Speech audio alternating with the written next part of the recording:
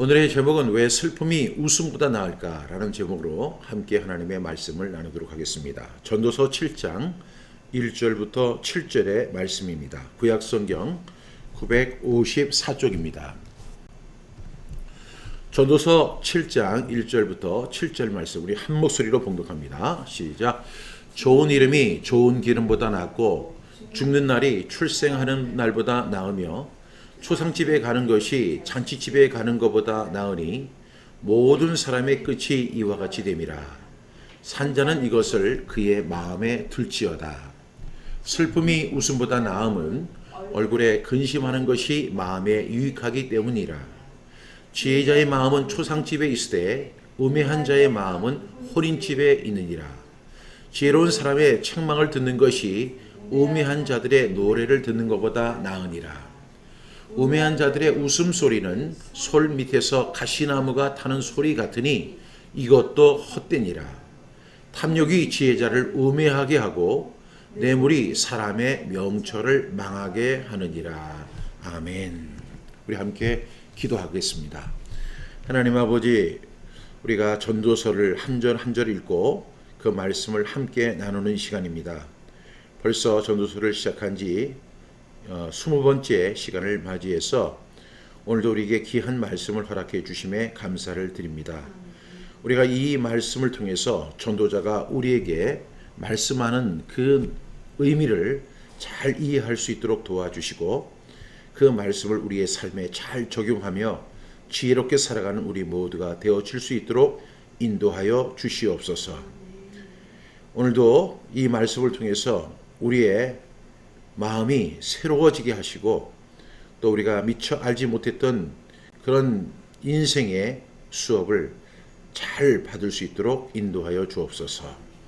예수님의 이름으로 기도드립니다. 아멘.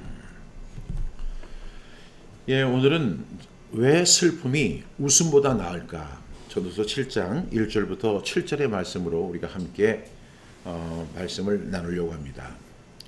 우리가 이제 오늘이 전도서 20번째 시간입니다. 우리가 1장부터 6장까지를 함께 나누었는데요. 우리가 전도서 6장을 마무리하고 이제 7장을 시작하는 말씀이 오늘 7장 1절부터 7절의 말씀이 되겠습니다. 6장까지 우리가 이제 이해 없이 갑자기 7장을 읽으면 사실 잘 이해가 되지 않습니다. 그래서 1장부터 6장의 내용을 간단하게 요약을 해보겠습니다. 이 전도자는 마치 그림을 그리듯이 또 마치 운전자가 목적지를 향해서 가듯이 그리고 오케스트라를 지휘하는 지휘자처럼 이 클라이막스를 향해서 서서히 이렇게 움직이는 그런 모습을 보게 됩니다. 이 전도자인 솔로몬은 정말로 모든 사람들보다 지혜가 출중했을 뿐만 아니라 하나님께서 주신 그 지혜와 또 그리고 학습 능력을 가지고 이 세상을 면밀하게 설명한 다음에 오늘 7장으로 넘어가는 그런 내용을 볼 수가 있습니다. 1장은 우리가 함께 나눴는데 우주와 자연의 질서를 다루면서 인간에 대한 탐구를 시작합니다. 그러니까 이제 이 우주 그리고 자연 그 속에 있는 인간에 대한 탐구, 인간은 도대체 어떤 존재인가에 대해서 솔로몬은 설명하고 있습니다. 그리고 이제 2장에 가서는 구체적으로 인간의 삶의 모습을 탐구하기 시작합니다. 어떤 모습으로 살아가는 것이 인간의 모습인가 이렇게 설명하고 있죠. 그런데 3장에서는 이제 삶의 역사와 시간의 성격을 규명해서 설명하고 있습니다. 그리고 우리가 이제 4장을 읽게 되면 4장에서는 사람들이 몸담고 있는 이 세상의 그 사회 속의 부조리 그리고 부자와 가난한 자 그리고 높고 낮은 자 그리고 지배자와 피지배자 그래서 도저히 이해되지 않는 그런 이 세상의 부조리에 대해서 솔로몬은 언급하고 있습니다. 그러면서 이제 5장에서는 결국에는 하나님의 절대적 통치 아래 있는 인간들의 속성을 설명하고요. 이 6장에 와서는 결국에는 무력하고 한계를 가진 인간 존재에 대한 본질을 설명하는 것이 바로 6장까지의 내용입니다. 이렇게 이제 전도자는 운전을 하듯이 1장, 2장, 3장, 4장부터 시작해서 우주, 자연, 인간, 그리고 인간의 본성까지 하나하나 이렇게 설명해 나가면서 인간의 한계에 대해서 설명을 하고 있습니다. 오늘 7장에서는요. 이런 가정을 통해서 전도자가 구체적으로 말하고 싶어하는 것은 인간의 절대적인 무능력을 부각시킨다는 것입니다. 이것은 인간 스스로 자신의 삶에 대한 의미를 발견한다고 하는 노력이 그만큼 허무하다는 사실을 강조하기 위해서 인간의 절대적인 무능력을 계속해서 부각시키고 있습니다. 우리가 이제 7장을 읽어보게 되면 이런 말도 있죠. 지나치게 선인도 되지 말아라. 그리고 지나치게 악인도 되지 말아라. 이렇게 이야기합니다. 우리가 알고 있는 상식이 아니라, 그리고 우리는 사필 규정의 논리를 주장하는데 솔로몬은 뭐라고 이야기하냐면 사필 규정의 논리는 세상에 없다라고 이야기합니다. 그러니까 우리가 생각하는 그런 상식, 그리고 우리가 희망하는 그런 이야기에 대해서 솔로몬은 우리의 생각을 완전히 뒤집어 놓습니다. 그리고 솔로몬의 이야기는 반전에 반전을 거듭하는 경향이 있습니다. 그런데 그 솔로몬이 그렇게 이야기하는 것은 결국은 인간은 무능력하다는 것입니다. 인간은 한계가 있다는 것을 계속해서 강조하기 위해서 이런 상황, 저런 상황, 그리고 사회적인 현상, 그리고 자연 속에서의 인간, 그리고 인간의 본성, 이런 것들을 다 총망라해서 인간의 한계와 무능력을 구체적으로 집중하고 있고 반복해서 강조하고 있다는 것입니다. 사실 그래서 이런 전도서를 읽을 때마다 사람들은 기분이 별로 좋지 않습니다. 왜냐하면 너 잘 될 거야. 희망이 있어. 소망이 있어. 네가 노력하면 얼마든지 좋은 결과를 얻을 수 있어. 이렇게 이야기를 해야만 사람들이 즐거워할 수 있는데, 책을 많이 쓰는 것도, 책을 많이 읽는 것도, 공부를 많이 하는 것도, 노력하는 것도 다 한계가 있고, 그리고 인간의 능력으로는 세상을 바꿀 수 없다는 그런 분명한 메시지를 솔로몬은 우리에게 전달하고 있습니다. 이렇게 함으로써 인간의 본질이란 전적으로 절대자이신 하나님에 의해서 규정되어야 한다는 사실을 전도자가 시사하고 있는 거예요. 그러니까 철저한 신본주의자인 솔로몬의 모습을 볼 수가 있습니다. 그러면서 이제 6장 마지막 절에서 미래에 대한 기대감을 이제 또 갖게 하죠.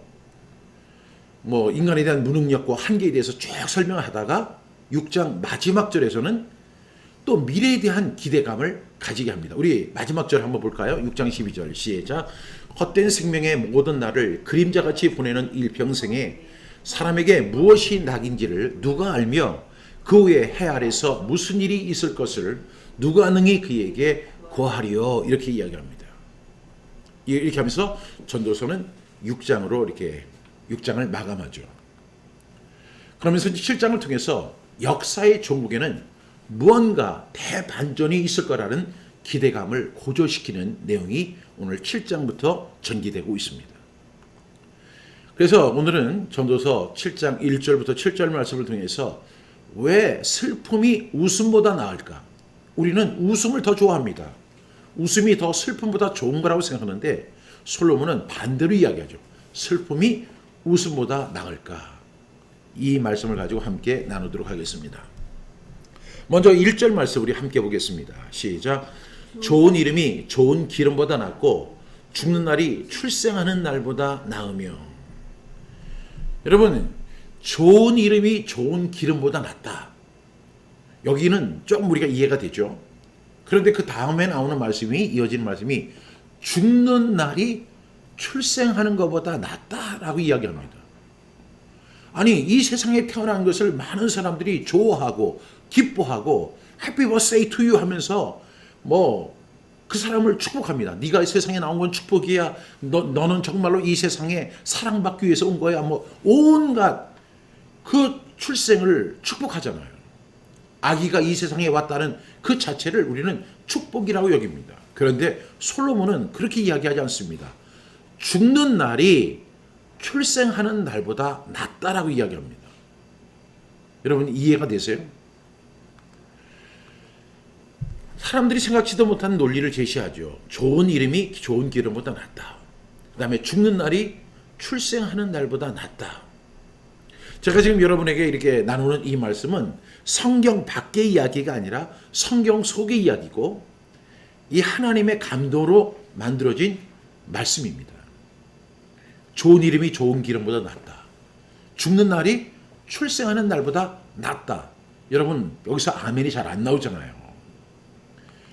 여러분 좋은 이름이 좋은 기름보다 낫다는 것은 이제 유대인들은 전통적으로 이름을 할 때 이름에 그 삶의 의미를 붙였어요. 그래서 그것은 단순히 그 사람을 부르기 위한 호칭이 아니라 그 사람의 인격 자체를 대변하는 것으로 이렇게 쓰여진 경우가 상당히 많습니다. 그 좋은 이름. 좋은 이름이 좋은 기름보다 낫다는 것은 이 기름이라는 것은 그 당시에 최고의 가치를 가진 불을 의미합니다. 이제 올리브유를 말하죠. 감람유. 이런 것들이 약으로도 쓰이고 또한 상품의 가치가 있습니다. 그런데 솔로몬은 이야기하기를 좋은 이름이 더 좋은 것이다. 그러면서 이야기하기를 그 좋은 이란 무엇이냐면 그 사람의 명예를 이야기한다. 이렇게 이야기합니다. 돈도 중요하고 그리고 우리가 가진 일상적인 그 올리브유가 없으면은 우리가 요리를 할 수도 없고 그 사람들은 주된 음식 그리고 상거래를 할 때 이 올리브유가 굉장히 큰 비중을 차지했습니다. 그런데 솔로몬은 이야기하기를 좋은 이름이 좋은 기름보다 낫다라고 이야기합니다. 또 그러니까 결론은 좋은 명성을 얻는 지혜로운 삶을 이제 가르치고 있습니다. 우리는 여기까지 이해는 잘 됩니다. 그러니까 돈보다 부보다 더 중요한 것은 좋은 명성을 얻으라고 하는 그런 이야기입니다. 2절에 보니까 이렇게 이야기합니다. 우리 함께 읽겠습니다. 시작. 초상집에 가는 것이 잔치집에 가는 것보다 나으니 모든 사람의 끝이 이와 같이 됨이라. 산자는 이것을 그의 마음에 둘지어다. 여러분 이 세상에는 초상집이 있고요. 잔치집이 있습니다. 그런데 우리는 잔치집에 갈 때는 마음이 즐겁습니다. 초상집에 갈 때는 마음이 무겁죠. 그래서 솔로몬은 뭐라고 이야기하냐면 초상집에 가는 것이 잔치집에 가는 것보다 낫다. 이렇게 이야기합니다. 그러면서 부연 설명하기를 모든 사람의 끝이 이와 같이 됨이라는 거죠. 결국 우리의 인생은 잔치집으로 끝나는 것이 아니라 초상집으로 끝나는 것이 우리의 삶이라는 겁니다. 그러면서 하기를 산자, 지금 살아있는 사람들은 이러한 것을 그의 마음에 둘지어다라고 이야기합니다. 초상집이란 사람이 죽어서 슬퍼하며 애곡하는 것을 암시하죠. 사람이 죽었습니다. 사랑하던 사람이 죽었습니다. 가까이 하던 사람이 죽었습니다. 알고 지내던 사람이 죽었습니다. 그랬을 때 우리의 마음이 무겁습니다. 반면에 잔치집이라는 것은 술을 마시며 희락을 즐기는 그런 것을 의미합니다. 그래서 오늘 솔로몬은 이야기하기를 지혜자의 마음은 슬픔이 초상집에 가는 것이 잔치집에 가는 것보다 낫다. 왜냐하면 모든 사람의 끝이 이와 같이 될 것이기 때문에. 여러분 이것은 어떤 의미를 가지고 있을까요? 이것은 아무 생각 없이 허무하게 쾌락을 즐기는 것보다 인생에 대해서 진지하고 숙연하게 생각함으로써 우리가 남은 인생 동안 어떻게 살아야 할 것인가를 생각하라는 의미입니다. 아주 즐거워하는 인생. 우리가 신약에 보면 항상 기뻐하라, 쉬지 말고 기도하라, 범사에 감사하라. 이는 그리스도 예수 안에서 너희를 향하신 하나님의 뜻이다. 이렇게 이야기하죠. 그런데 솔로몬은 이야기하기를 뭐라고 이야기하냐면 초상집에 가는 것이 잔치집에 가는 것보다 낫다. 모든 사람의 끝이 이와 같이 될 것이다. 살아있는 사람은 이 말씀을 마음에 두어라. 이렇게 이야기합니다. 아무 생각 없이 허무하게 쾌락을 즐기며 사는 것보다 인생에 대해서 진지하고 숙연하게 살라고 이렇게 이야기를 합니다. 실제로 우리가 이제 초상집에 가게 되면 두 가지를 생각하게 된다고 합니다. 첫 번째가 뭐예요? 결국 사람이란 내가 조문하는 고인처럼 죽게 된다는 생각을 하게 되는 거죠. 그전에는 이 사람이 밝고 웃고 나와 함께 대화를 하고 나와 함께 사랑도 하고 나와 함께 경제 활동도 같이 하고, 그리고 나와 함께 차도 마시고, 나와 함께 음식을 먹던 그 사람이 어느 날 죽어서 장례를 치르게 됩니다. 그 모습을 보면서 결국 사람이란 내가 지금 조문하는 고인처럼 결국에는 죽게 되는 것 아닌가라는 것을 생각하게 되죠. 두 번째로 우리가 이 초상집에 가면 또 생각하게 되는 현실이 있습니다. 그것이 뭐냐면 그 고인이 그렇게 성실하게 그렇게 노력하며 살았음에도 불구하고 저 사람이 죽으니까 아무런 의미가 없지 않느냐. 물론 저 사람은 열심히 살았다. 저 사람은 정말 노력하며 살았다. 저 사람은 사랑하며 살았다. 저 사람은 좋은 일을 많이 하며 살았다. 이런 평가는 얼마든지 할 수 있지만 가만히 보면 그렇게 성실하게 살고 그렇게 노력하고 하고 살았음에도 불구하고 결국에는 죽음이라는 그 앞에서 인생이 너무 허무하구나라는 사실을 깨닫게 된다는 것이죠. 솔로몬은 이 사실을 우리에게 이야기를 합니다.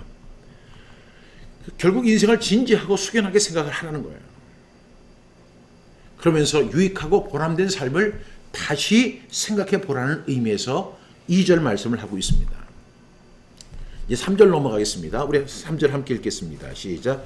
슬픔이 웃음보다 나음은 얼굴에 근심하는 것이 마음에 유익하기 때문이니라. 솔로몬은 이렇게 이야기하죠.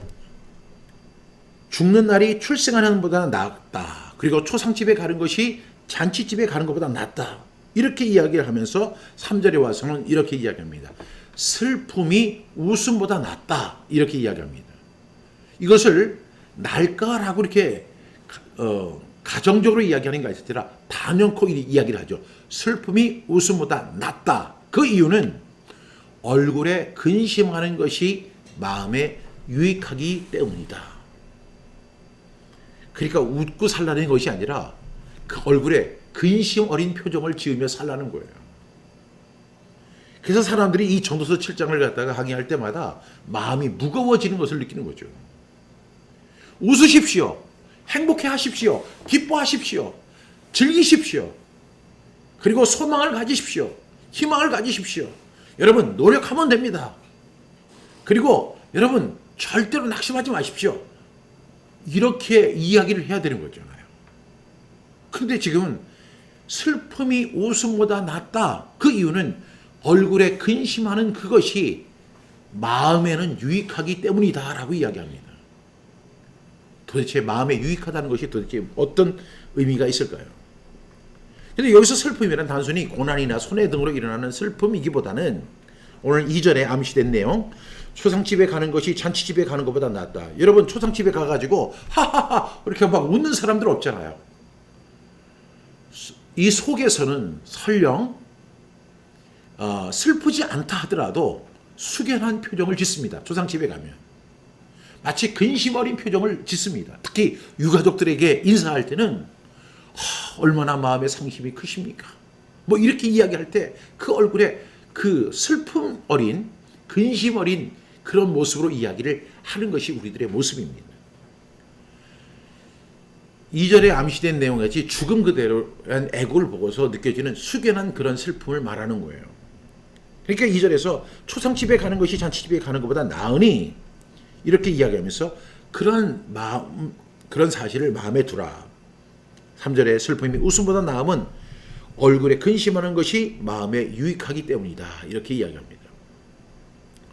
이 말씀은 근심하라는 뜻이 아니라 슬픔을 통해서 유익한 삶을 얻어내라는 것입니다.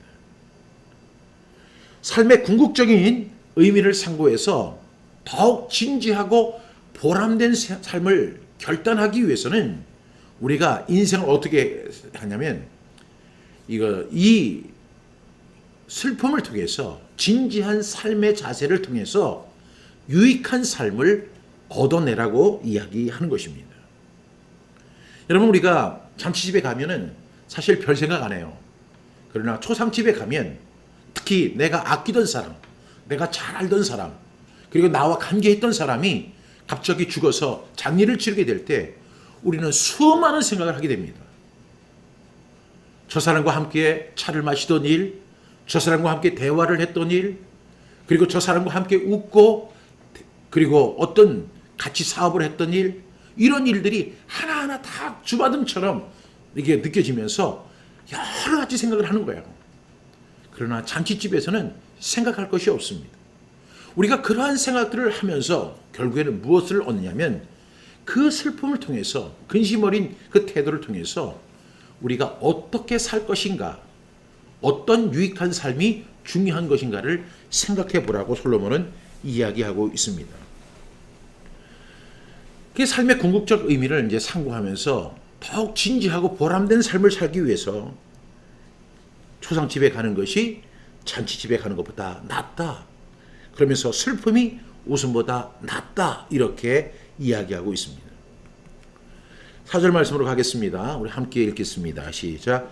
지혜자의 마음은 초상집에 있으되 우매한 자의 마음은 혼인집에 있느니라. 이렇게 이야기합니다. 그러면서 이야기하기를 지혜자의 마음은 초상집에 있고 우매한 자의 마음은 혼인집에 있다라고 이야기합니다. 지혜자의 마음은 초상집에 있어요. 슬퍼하는 어떤 사람이 세상을 떠났습니다. 그 초상집에 가서 그 사람을 기리면서 그 사람을 생각하고 죽음을 생각하고 인간의 한계를 느끼는 사람이 바로 지혜자입니다. 그런데 우매한 사람들은 혼인집에 마음이 쓸려 있다는 것입니다. 이 말씀은 1절부터 3절을 직접적으로 이제 연관되는 구절인데요. 지혜자는 삶의 의미와 목표를 늘 진지하고 깊이 있게 상고하라는 그런 의미를 갖고 있습니다.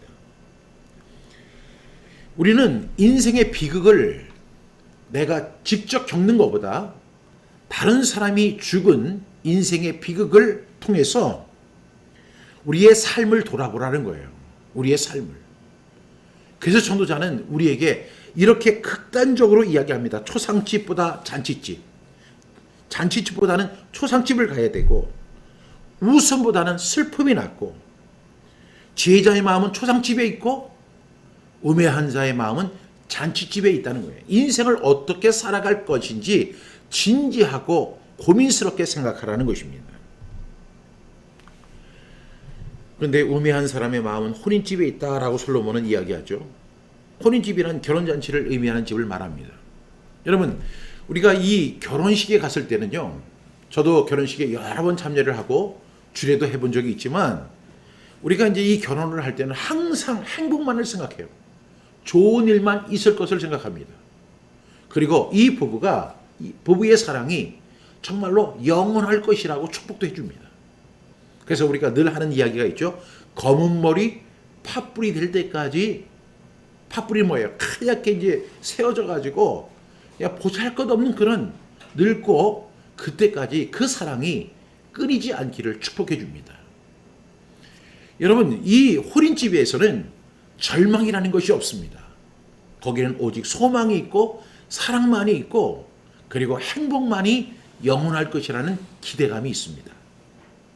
그리고 그 부부의 사랑, 그 부모의 반대를 무릅쓰고 막 결혼하는 그 부부가 있는데 그 부부가 그렇게 해서 결혼이라는 결실을 맺는 것을 보면서 야, 이 부부의 사랑은 영원할 것이다. 일반적으로 그렇게 생각을 한다는 거예요. 낙관적으로 생각한다는 거죠. 제가 여러 차례 이야기한 거지만 인생을 살아가는 세 가지 방법이 있다고 했잖아요. 첫 번째는 피상적 낙관주의. 그냥 세상을 좋게 보는 거예요. 내가 성공할 거라고 보는 거예요. 세상은 내가 노력한 대로 결과를 얻을 수 있다고 생각하는 거예요. 그것을 피상적 낙관주의라고 이야기합니다. 근데 이 결혼식장이 바로 그렇잖아요. 그런데 살다 보면 항상 낙관적인 일만 생기는 것이 아닙니다. 이 세상은 너무나 고통스러운 삶의 현장이잖아요. 그래서 불교에서는 이 삶의 주소를 가지고 이렇게 고해라고 하냐, 고난의 바다. 얼마나 고난이 많으면 그 고난의 바다 속에서 우리가 살아간다라고 불교는 그렇게 이야기할 정도입니다. 그런데 그것이 제외되는 현장이 있죠. 그것이 어디냐면 바로 혼인집입니다. 그런데 우매자의 마음은 늘 혼인집에 있다는 것을 의미합니다. 여러분, 이 사진 과연 신랑 신부의 기대대로 행복한 삶이 이루어질까요?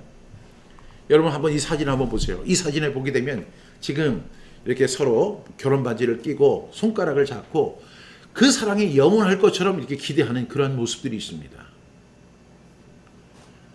근데 여러분, 다음 통계를 한번 보세요. 이 한국의 이혼율이에요.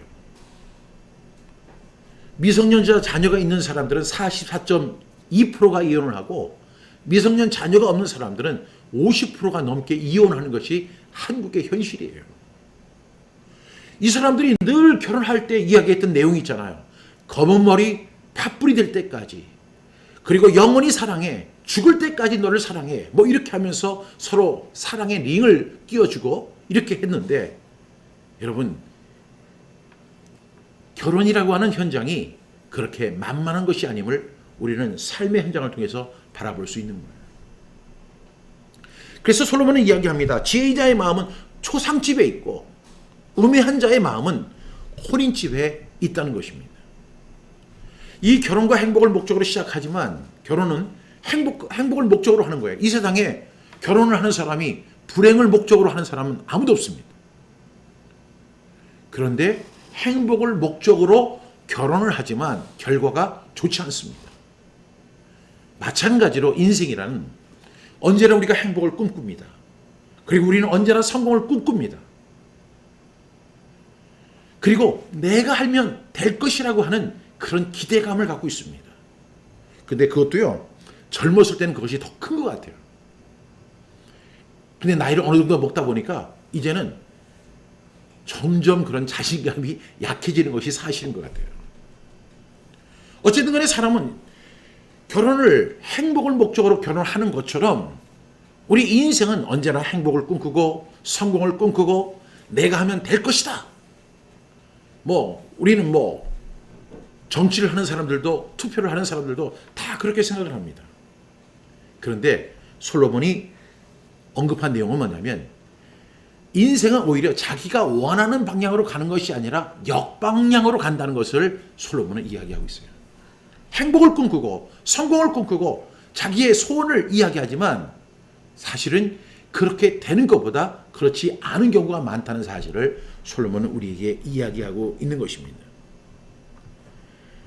인생이란 자신의 원하는 것이 이루어지지 않고 오히려 자신이 원하는 것의 반대 방향으로 가고 있는 그러한 모습을 우리는 볼 수가 있습니다. 여러분, 이것은 솔로몬만 이렇게 주장한 게 아니에요. 여러분들이 잘 아는 노자, 이 노자가 누굽니까? 무의자인의 창시자인데 이분이 그런 이야기를 하죠. 견물중생이라고. 우리가 살면서 그러한 삶이 되지 않기 위해서는 경물중생해야 되는데 그 뜻이 뭐냐면 물질을 가벼이 여기고 생명을 중시하는 그런 사람이 된다. 이렇게 노자는 이야기했고, 노자의 제자인 장자는 이런 이야기가 있습니다. 무의자연, 인위적인 욕망을 버리고 자연으로부터 주어진 본래의 성품을 알고 살라 이렇게 이야기합니다. 그래서 무의자연은 원래 노자가 먼저 이야기한 거지만 그것을 가장 활성화시킨 사람이 바로 장자라고 할 수 있습니다. 사람들은 인위적인 욕망 속에 사로잡혀서 그것이 이루어질 것이라고 기대를 갖고 살지만 결국은 그렇지 않다라고 장자는 이야기합니다. 데카르트도 그런 이야기를 했죠. 그 데카르트를 이야기할 때 우리가 나는 생각한다, 고로 존재한다. 또 이 데카르트가 했던 이야기 중에 세상을 정복하기 전에 먼저 자기 자신을 정복해라. 이렇게 이야기를 했습니다. 그러면서 이 데카르트가 했던 또 유명한 이야기가 뭐예요? 모든 것을 의심해 봐야 한다. 그랬어요. 모든 걸 의심해 봐야 된다. 우리가 옳다고 생각하는 것도 의심해 봐야 되고 우리가 틀리다고 생각하는 것도 의심해 봐야 한다. 이렇게 이야기합니다.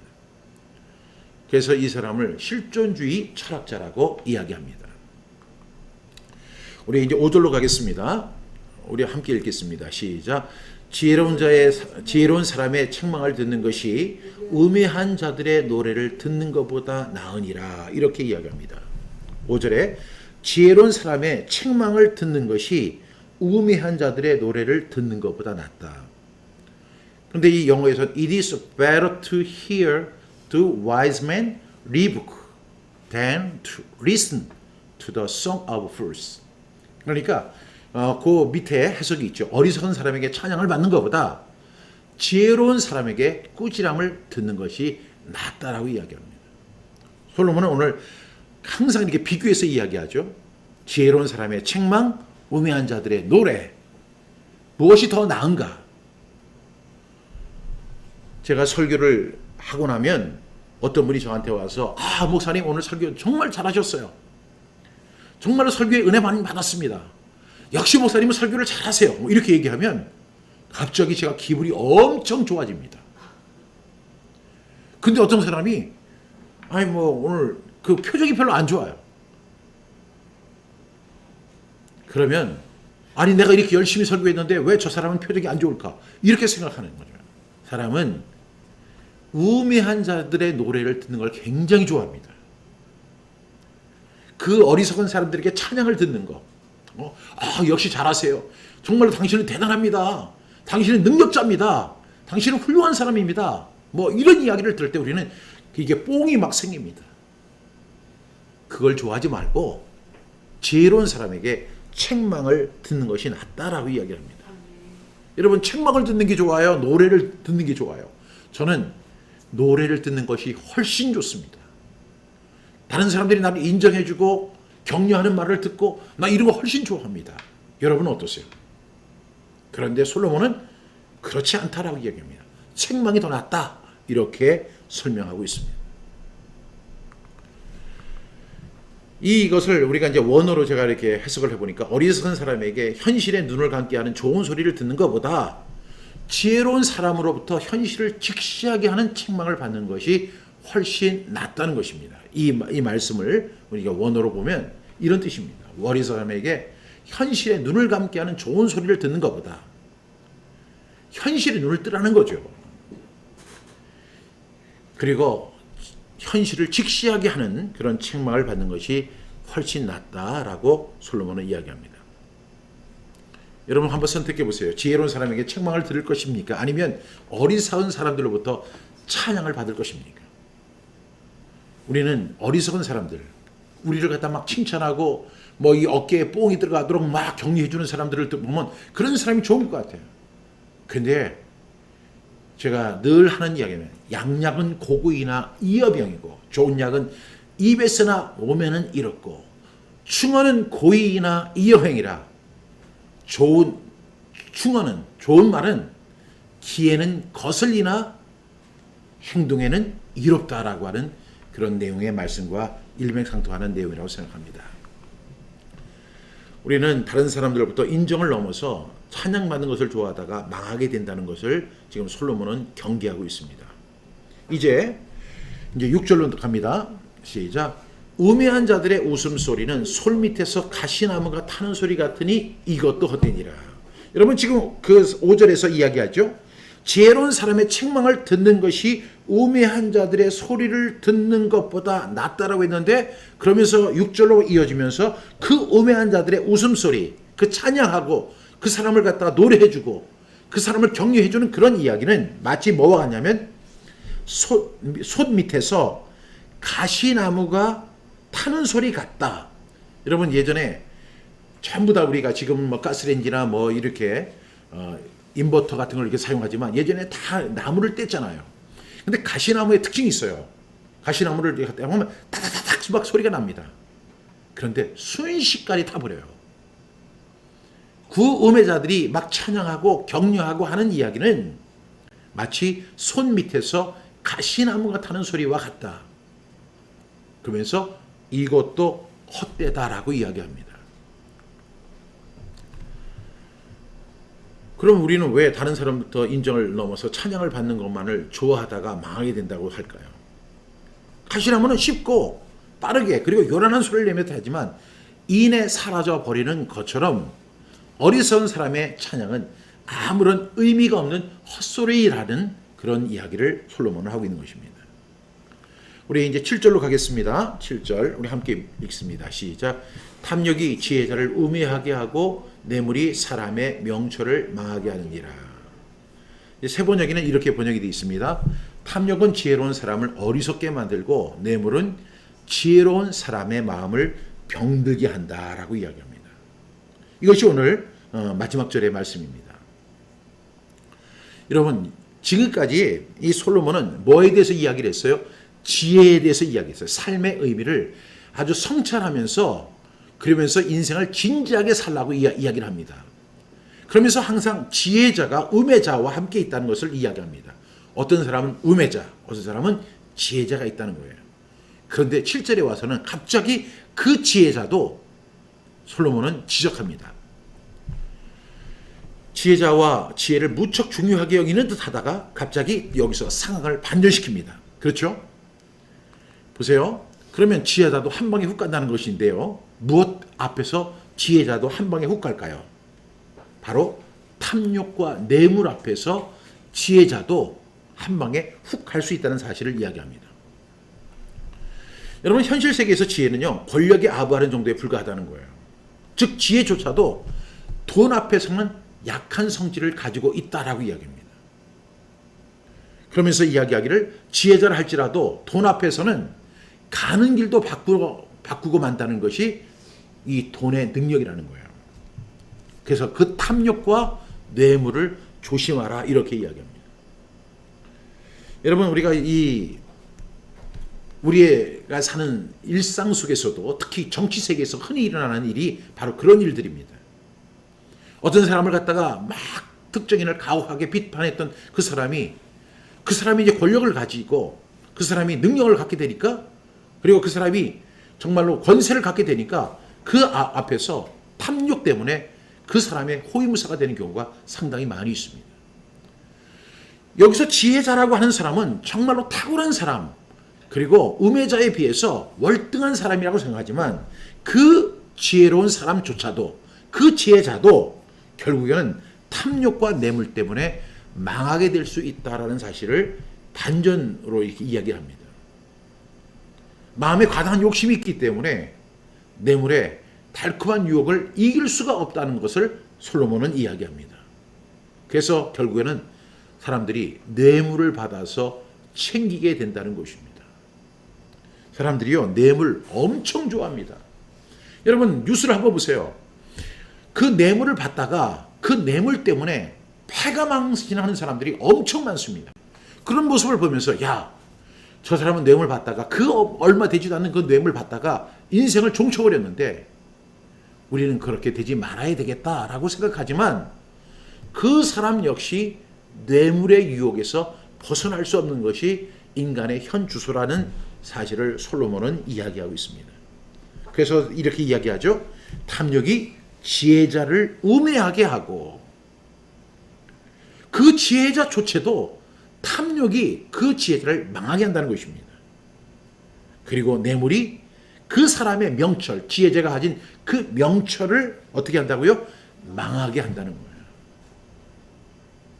여러분, 저는 오늘 전도서 7장 1절부터 7절까지 우리가 함께 나누는 가운데 이 솔로몬이 인간의 그 어떤 현 주소를 이야기하고 지혜에 대해서 이야기를 하다가 7절에 와서는 갑자기 탐욕과 뇌물 때문에 지혜자도 망할 수 있고 그 지혜자가 가진 명철조차도 뇌물 때문에 망할 수 있다는 사실을 이렇게 이야기합니다.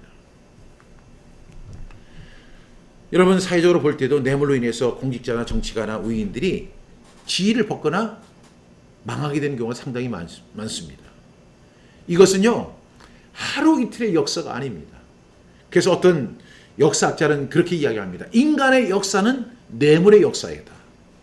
뇌물 속에서 인간의 역사가 만들어졌다고 이렇게 이야기할 정도입니다.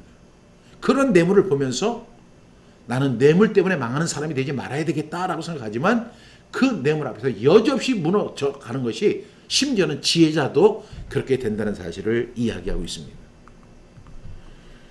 결론은 뭔지 아세요? 오늘 결론은 뭐냐면, 그래서 웃음보다는 슬픔을 선택하고 잔치집보다는 초상집을 선택하라는 것입니다. 여러분, 우리가 웃어야 된다. 웃는 얼굴에 복이 온다. 그리고 웃는 얼굴에 침을 못 뱉는다. 그런 의미도 있지만 인생을 가볍게 살지 말고 슬픔을 선택하면서 인생이 무엇인가를 진지하게 생각해 보라는 거예요. 잔치집, 즐거워하고 기뻐하고 축하해주고 격려해주는 그런 장소보다도 정말로 그 어떤 사람의 죽음을 통해서 인생을 진지하게 고려해 보면서 우리는 다시 한번 자기의 자신을 재점검해 보라는 것이 솔로몬의 입장입니다.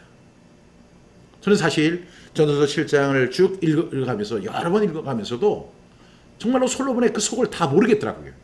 여러분은 어떠세요? 우리가 문자적으로는 이해가 쉽지만 왜 솔로몬이 이런 이야기를 우리에게 했는지 구체적인 의미를 사실 잘 이해하기 힘든 것이 바로 전도서 7장의 이야기입니다. 그러면서 인간의 무상을 느끼라 이렇게 이야기합니다. 저렇게 허무하게 죽는 것이 인생인데 뭘 그렇게 욕심을 부리다가 허망하게 죽는가? 그러면서 결론은 이 1장부터 7절, 1절부터 7절의 결론이 다시 1절로 돌아갑니다. 다시 우리 한번 읽어볼까요? 시작. 좋은 이름이 좋은 기름보다 낫고 죽는 날이 출생하는 날보다 나으며 이야기합니다. 이것이 오늘의 결론입니다. 좋은 명예를 갖고 살아가십시오. 좋은 기름, 그것은 우리를 든든하게 하고 우리를 안심시킬 수는 있어요. 그러나 그것보다 좋은 명예를 추구하는 삶이 되실 수 있기를 바라고요. 우리가 출생하는 것, 그것이 저주가 아니라 그것은 분명히 축복이지만 그것보다 죽는 날이 출생하는 것보다 더 아름다운 그런 사람으로 살아가라는 거예요. 그래서 오늘 전도자는 7장 1절 시작하면서 이렇게 결론부터 이야기를 하고 그 부분을 2절부터 7절까지 자세히 설명하면서 오늘의 이야기를 마무리합니다. 저는 그러면서 전도자는 새로운 가능성의 여지를 아직도 남겨두고 있죠. 그래서 제가 오늘 마지막에 to be continued 이 이야기는 계속 이어지게 될 것입니다.